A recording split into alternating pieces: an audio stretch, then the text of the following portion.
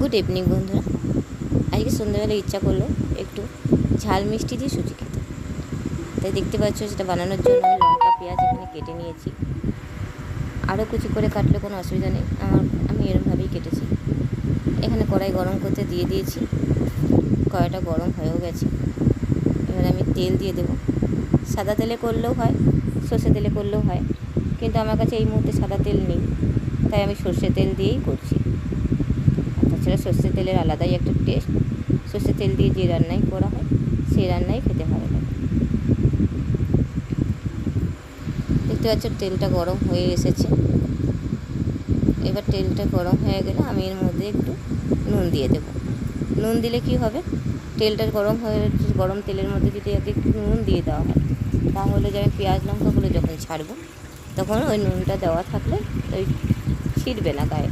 নাহলে গরম তেলের মধ্যে পেঁয়াজ লঙ্কাগুলো দেওয়ার সাথে সাথে ছিটতে থাকে। নুন দেওয়া থাকলে সেটা ছিটবে না। গরম হয়ে গেছে তেল, দেখতে পাচ্ছ ধুয়ো উঠছে। আমি একটু নুন দিয়ে দিলাম। এরপরে আমি এর মধ্যে যে কেটে রাখা পেঁয়াজ লঙ্কাগুলো দিয়ে দেবো।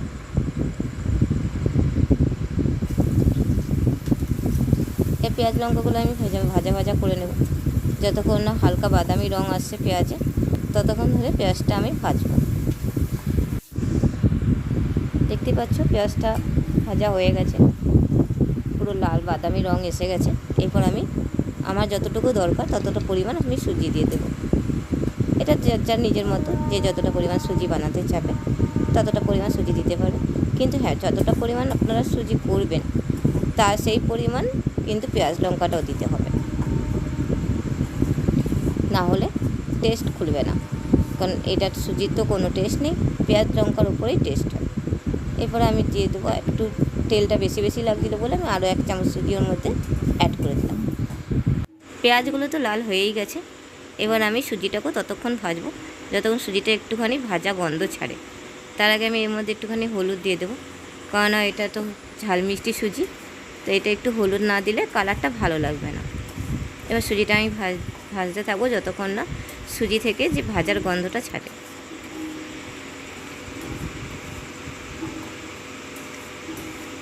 দেখতে পাচ্ছ বন্ধুরা, সুজিটা অনেকটা লাল লাল হয়ে এসেছে, ভাজা হয়ে এসেছে। এবার আমি এর মধ্যে জল দিয়ে দেব।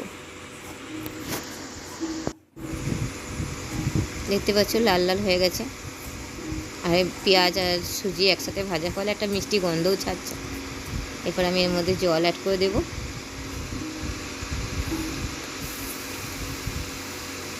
জলটা পরিমাণ মতো, যদি মনে করা হয় যে হ্যাঁ আমি একটু শুকনো শুকনো রাখবো, তাহলে জলটা এমনভাবে দিতে হবে যাতে সুজিটা শুকনো শুকনো টাইপের হয়।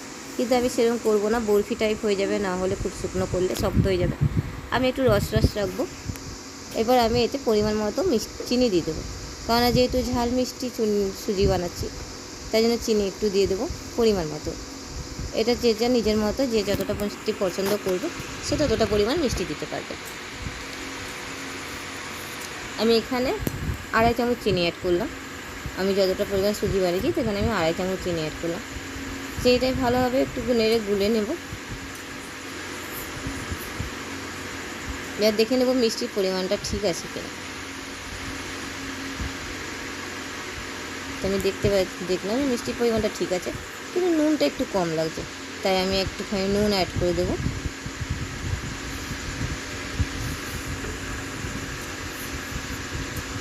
এবার যতক্ষণ সেটার ঘনত্বটা একটু মোটা টাইপের ঘনত্ব হচ্ছে ততক্ষণ আমি এটাকে নাড়তে থাকবো। না নাড়লে তলায় সুজি তো ধরে লেগে যাবে।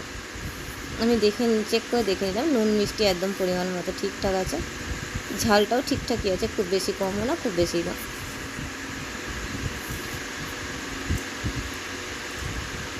এই সময়টা একভাবে নাড়তে থাকবো, না হলে সুজি পায়েসের মতো নিচে ধরে লেগে যাবে।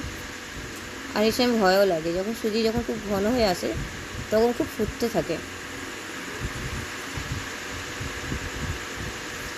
ছিটে ছিটে হাতেও এসে পড়ে। আমার হাতে একবার পড়লো একটা ছিটা আসে। দেখতে পাচ্ছ বন্ধুরা, সুজির ঘনত্বটা আমি এরকমই রাখবো, এর থেকে বেশি মোটা করবো না। এর থেকে বেশি মোটা করলে তাহলে ওটা বরফির মতো আমাকে আবার কেটে কেটে তুলতে হবে। ভিডিওটা কেমন লাগলো ভালো জানাবেন। কমেন্টে, ভালো লাগলে লাইক কমেন্ট শেয়ার করে দিবেন। বাই।